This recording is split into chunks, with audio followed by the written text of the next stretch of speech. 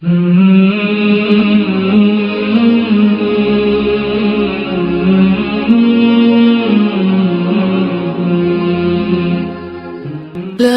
إله إلا الله محمد رسول الله.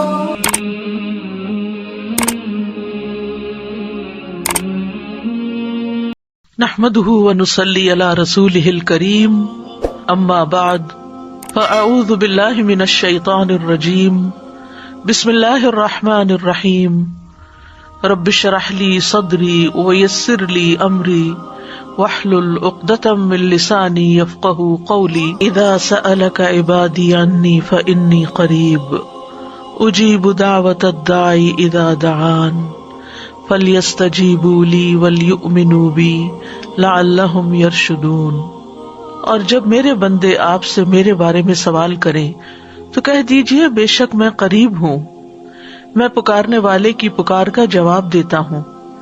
جب وہ مجھے پکارے تو ان کو چاہیے کہ وہ بھی میرا حکم مانیں اور مجھ پر ایمان رکھیں تاکہ وہ ہدایت پا جائیں. عشاء کی رکعات کی تعداد 4 فرض. زوجہ نبی صلی اللہ علیہ وسلم عائشہ رضی اللہ تعالی عنہا سے مروی ہے، انہوں نے کہا کہ رسول اللہ صلی اللہ علیہ وسلم پر مکہ مکرمہ میں نماز کی ابتدائی فرضیت 2 رکعتوں کی صورت میں ہوئی، سوائے مغرب کے کہ اس کی 3 رکعتیں تھیں. پھر اللہ سبحانہ تعالیٰ نے حضر میں یعنی گھر پر ظہر، عصر اور عشاء کو 4 کے ساتھ پورا کر دیا. فرض کے بعد 2 رکعت.